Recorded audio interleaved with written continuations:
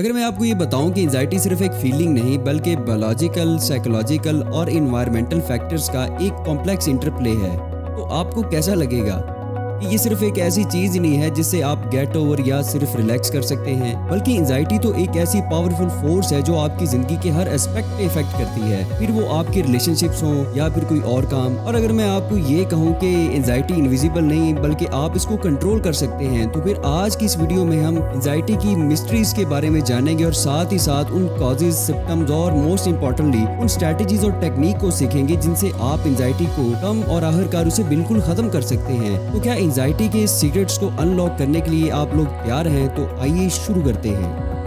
Anxiety बहुत से लोगों के लिए कमजोर और परेशान कर देने वाला एक्सपीरियंस होता है, जिसकी वजह से उनकी मेंटल हेल्थ पर बहुत गहरा असर पड़ता है। डॉक्टर जस्टिन ब्रोड ने अपनी book the unwinding anxiety new science show how to break the cycles of worry and fear to heal your mind में एविडेंस बेस्ड टेक्निक्स को इस्तेमाल करते हुए एंजाइटी को समझने और उसको कंट्रोल करने के बारे में हमें बताया है। लेकिन उससे पहले हम डॉक्टर ब्रोड को देखते हैं कि वो कौन है। डॉक्टर ब्रोड एक साइकियाट्रिस्ट और न्यूरो साइंटिस्ट हैं जिन्होंने माइंडफुलनेस और एडिक्शन पर बहुत एक्सटेंसिव रिसर्च की है। वो ब्राउन यूनिवर्सिटी के माइंडफुलनेस सेंटर में रिसर्च और इनोवेशन के डायरेक्टर हैं। उन्होंने एंजाइटी, हैबिट चेंज पर बहुत ज्यादा आर्टिकल्स लिखे हैं और इन्हें पब्लिश किया है। तो अब हम सबसे पहले एंजाइटी को समझते हैं। Understanding anxiety. एंजाइटी एक कॉम्प्लेक्स और मिसअंडरस्टूड फिनोमेना है। इस सेक्शन में हम science of anxiety, the habit loop of anxiety, the role of mindfulness in managing anxiety, relationship between anxiety and addiction के बारे में जानेंगे।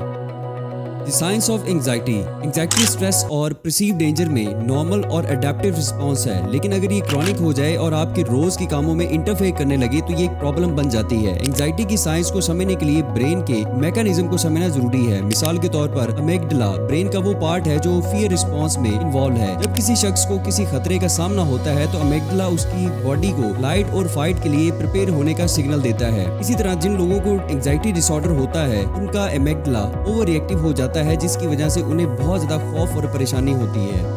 दी habit loop of anxiety. Anxiety की हैबिट में 3 कंपोनेंट्स होते हैं, एक ट्रिगर, दूसरा बिहेवियर और तीसरा रिवॉर्ड। मसलन आपकी एंजाइटी के ट्रिगर होने की वजह सोशल सिचुएशन है। इसमें आपको बिहेवियर सिचुएशन को अवॉइड करना होगा और उसके रिवॉर्ड में आपको सेंस ऑफ रिलीफ मिलेगा और इससे आपकी एंजाइटी कम होगी। वक्त गुजरने के साथ साथ ये हैबिट्स आपके ब्रेन के साथ जुड़ जाती है और इनको खत्म करना मुश्किल हो जाता है। लेकिन एंजाइटी की हैबिट को समझकर हम अपना बिहेवियर चेंज करने के लिए स्ट्रेटेजीज डेवलप कर सकते हैं जो कि हमें अच्छी और हेल्दी हैबिट को बिल्ड करने में मदद करेगी। The role of mindfulness in managing anxiety. Anxiety को मैनेज करने के लिए माइंडफुलनेस एक पावरफुल टूल है। इसमें आप बगैर जजमेंट के प्रेजेंट मोमेंट पर फोकस कर सकते हैं। माइंडफुलनेस की प्रैक्टिस करने से हम अपने थॉट्स और इमोशन में फंसे बगैर उनको ऑब्जर्व करना सीख सकते हैं। The relationship between anxiety and addiction. Anxiety और एडिक्शन का आपस में गहरा ताल्लुक है। जिन लोगों को एंजाइटी होती है वो इससे बचने के लिए अल्कोहल, ड्रग और जुआ खेलना शुरू कर देते हैं, जो चीजें आहिस्ता आहिस्ता आदत बन जाती हैं। फिर इनकी एडिक्शन हो जाती है और उन्हें छोड़ना मुश्किल हो जाता है। दूसरी तरफ एडिक्शन भी एंजाइटी की वजह बन सकती है। जैसे अगर कोई शख्स ड्रग से एडिक्टेड है तो उसे जब छोड़ता है तो उसे एंजाइटी हो सकती है।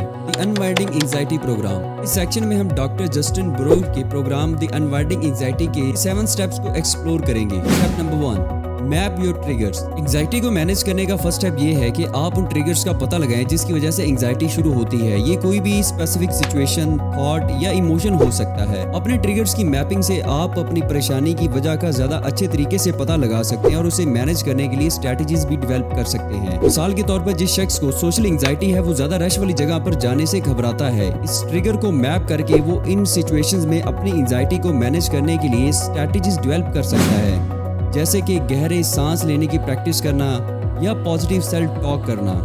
Point the reward. Anxiety behaviours को रिवॉर्ड से ताकत मिलती है। वो रिवॉर्ड सुकून का या कम परेशानी का एहसास हो सकता है। रिवॉर्ड को फाइंड करके हम बेहतर तौर पर समझ सकते हैं कि एंग्शियस बिहेवियर में हम क्यों एंगेज होते हैं और उन्हें चेंज करने के लिए हम स्ट्रेटेजीज बना सकते हैं। मसलन एंजाइटी की वजह से एक शख्स बार बार अपने हाथ धोता है तो उसे हाथ धोना एज अ रिवॉर्ड सुकून मिलता है। वो इस रिवॉर्ड को हासिल करने के लिए अल्टरनेटिव बिहेवियर्स अपना सकता है, जैसे कि गहरे सांस लेना या पॉजिटिव अफर्मेशंस का इस्तेमाल भी कर सकता है। Find the habit loop. Anxiety की हैबिट में ट्रिगर, बिहेवियर और रिवॉर्ड इन्वॉल्व होते हैं। हम इस हैबिट को भी चेंज कर सकते हैं। मिसाल के तौर पर जिस शख्स को एंजाइटी होती है, जब भी उसको कोई वर्क ईमेल आती है तो वो ज्यादा परेशान हो जाता है। इस वजह से वो बार बार ईमेल चेक करता है। इस हैबिट लूप को खत्म करने के लिए उसे चाहिए कि वो सिर्फ स्पेसिफिक टाइम में ईमेल चेक किया करे। ऐसे करने से उसकी एंजाइटी कम हो सकती है। Practice mindfulness. माइंडफुलनेस में आप बगैर जजमेंट के प्रेजेंट मोमेंट पर फोकस करते हैं। माइंडफुलनेस की प्रैक्टिस करने से हम अपने थॉट्स और इमोशंस को उनमें फंसे बगैर उनको ऑब्जर्व करना सीख सकते हैं। मसलन अगर किसी शख्स को सोशल एंजाइटी हो तो वो किसी भी सोशल इवेंट से पहले बहुत ज्यादा परेशान हो जाएगा। परेशान होने के बजाय माइंडफुलनेस की प्रैक्टिस करनी चाहिए। ये इसकी एंजाइटी को कम करेगा और उसे सुकून का एहसास देगा। Identify your core values. अपनी कोर वैल्यूज को आइडेंटिफाई करके आप अपनी जिंदगी में मकसद और मानी का एहसास पैदा करते हैं। अपने बिहेवियर को अपनी वैल्यू से अलाइन करके आप बेचैनी को कम कर सकते हैं और अपनी फुलफिलमेंट को बढ़ा सकते हैं। जैसे कि एंजाइटी का शिकार शख्स कनेक्शन और सोशल इंटरेक्शन की कदर कर सकता है। इस वैल्यू के साथ अपने बिहेवियर को मैनेज करके वो सोशल इंटरेक्शन में एंगेज होने के लिए ज्यादा मोटिवेटेड महसूस करेगा और फिर वो चाहेगा वो ज्यादा से ज्यादा ऐसी जगहों पे जाए जहाँ पे लोग मौजूद हो, फिर चाहे वो परेशानी क्यों ना हो। Develop new habits. नई हैबिट्स को डेवलप करने में पुराने एंग्शियस बिहेवियर को नए हेल्दी बिहेवियर से रिप्लेस करना शामिल है। नई हैबिट्स की कॉन्स्टेंटली प्रैक्टिस करने से हम अपने दिमाग में न्यूरल पाथवे बना सकते हैं जो हमारी बेचैनी को कम कर सकते हैं। मिसाल के तौर पर जिस शख्स को एंजाइटी है वो कंपल्सिव बिहेवियर्स में एंगेज होने के बजाय गहरी सांस लेने की नई हैबिट को डेवलप कर सकता है। Expand your awareness. अपनी अवेयरनेस को बढ़ाने से आप अपने थॉट्स, इमोशन और बिहेवियर से ज्यादा अच्छी तरह अवेयर हो सकते हैं। अपनी अवेयरनेस को बढ़ाकर आप अपनी परेशानी के बारे में होलिस्टिक अंडरस्टैंडिंग पैदा कर सकते हैं और इस पर काबू पाने के लिए स्ट्रेटजीज तैयार कर सकते हैं। Cognitive behavioural therapy. The principle of cognitive behavioural therapy CBT therapy की एक किस्म है जो हमारे थॉट्स, फीलिंग्स और बिहेवियर के दरमियान कनेक्शन पर फोकस करती है। सीबीटी का बेसिक प्रिंसिपल ये है कि किसी भी सूरत हाल में हमारे थॉट्स, बिलीव्स हमारे इमोशंस और बिहेवियर पर असर करते हैं। किसी सूरत हाल के बारे में सोचने के अंदाज को बदल कर हम अपने फील करने और बिहेव करने के अंदाज को बदल सकते हैं। Identify and challenging negative thought. CBT का मेन कंपोनेंट अपने नेगेटिव थॉट को आइडेंटिफाई करना है और उन्हें चैलेंज करना है। जिस शख्स को सोशल एंजाइटी होती है वो हर टाइम यही सोचता है कि हर कोई मुझे देख रहा है और मुझे जज कर रहा है। वो अपने इस बिलीव को चैलेंज करके अपनी परेशानी को कम कर सकता है और सोशल सिचुएशंस में ज्यादा कॉन्फिडेंट फील कर सकता है। Changing behaviour to reduce anxiety.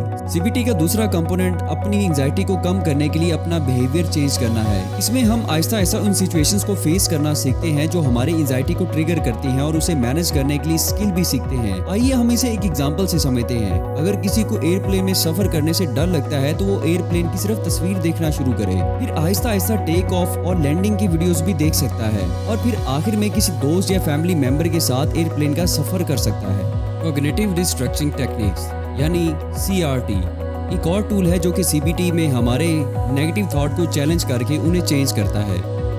In techniques में हम अपने नेगेटिव थॉट को चैलेंज करके उनके बारे में क्वेश्चनिंग करते हैं कि ऐसा कुछ है भी या नहीं और फिर इसके बारे में एक्सप्लेनेशन ढूंढते हैं और उन्हें अपने पॉजिटिव थॉट में चेंज करते हैं। मिसाल के तौर पर जिस शख्स की सेल्फ एस्टीम लो है वो हर वक्त यही सोचता है कि मैं कुछ कर भी सकता हूँ या नहीं, या फिर मैं कुछ भी नहीं कर सकता। इस बिलीव को चेंज करके वो अपनी स्ट्रेंथ पर फोकस कर सकता है कि वो कुछ भी कर सकता है और उसमें इतनी ताकत तो है। ये कॉग्निटिव बिहेवियरल थेरेपी की कुछ आसान एग्जाम्पल थी जिनसे हम एंजाइटी को मैनेज कर सकते हैं। अब हम बात करते हैं हैबिट रिवर्सल ट्रेनिंग की। हैबिट लूप के कॉन्सेप्ट को चार्ल्स डगिंग ने अपनी book the power of habit में एक्सप्लेन किया है। हैबिट लूप के मुताबिक तमाम हैबिट्स के 3 हिस्से होते हैं। एक क्यू यानी इशारा, दूसरी रूटीन और तीसरा रिवॉर्ड। क्यू वो ट्रिगर है जो हैबिट को प्रॉम्प्ट देता है, रूटीन वो बिहेवियर है जो क्यू को फॉलो करता है और रिवॉर्ड वो फीलिंग और पॉजिटिव आउटकम है जो हैबिट को ताकत देता है।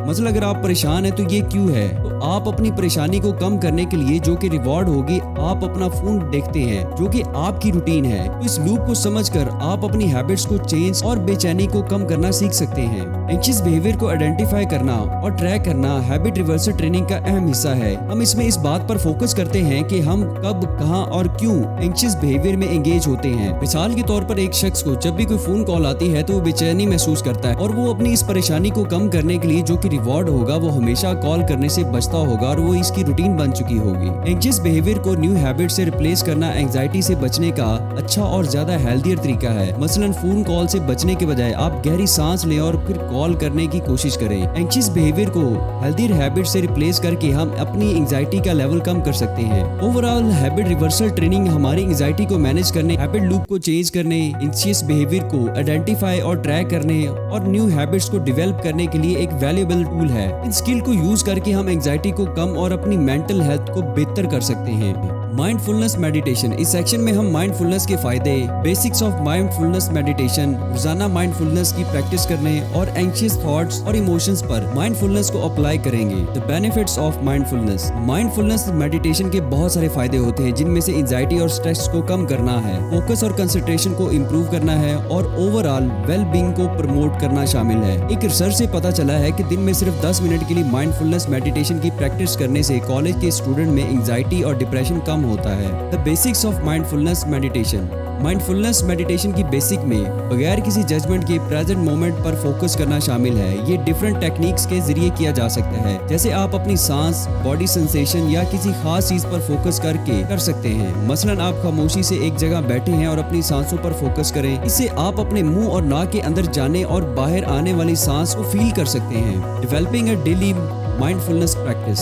डेली माइंडफुलनेस की प्रैक्टिस को डेवलप करने के लिए हर रोज थोड़ा टाइम देना शुरू करें। ये आपकी प्रेफरेंसेस और शेड्यूल के लिहाज से कम 5 मिनट या ज्यादा से ज्यादा 1 घंटे का हो सकता है। मिसाल के तौर पर आप हर दिन 5 मिनट पहले जाग सकते हैं और अपने दिन शुरू करने से पहले माइंडफुलनेस मेडिटेशन की प्रैक्टिस करने के लिए उस वक्त का इस्तेमाल कर सकते हैं। Applying mindfulness to anxious thoughts and emotions. Mindfulness meditation का एक फायदा ये भी है कि ये आपको आपके इमोशन और थॉट की वजह से परेशान होने नहीं देती। मिसाल के तौर पर आप किसी भी वजह से परेशान हैं तो माइंडफुलनेस मेडिटेशन आपकी इस परेशानी को दूर कर देती है। एंजाइटी को मैनेज करना आपकी हेल्थ के लिए बहुत ही जरूरी है। अनवाइंडिंग एंजाइटी प्रोग्राम को यूज करते हुए आप एंजाइटी को कंट्रोल करने और अपनी जिंदगी को बेहतर करने के लिए कीमती टूल और स्ट्रेटेजी सीख सकते हैं। याद रखें, एंजाइटी को कंट्रोल करना एक कंटिन्यूअस प्रोसेस है, जिसके लिए आपको मुसलसल एफर्ट और डेडिकेशन की जरूरत होती है। हम उम्मीद करते हैं कि ये इन्फॉर्मेशन और एग्जाम्पल आपके लिए हेल्पफुल होंगी, जिसके जरिए आप अपनी एंजाइटी को कंट्रोल करके अपने माइंड पुरस्कून कर सकते हैं।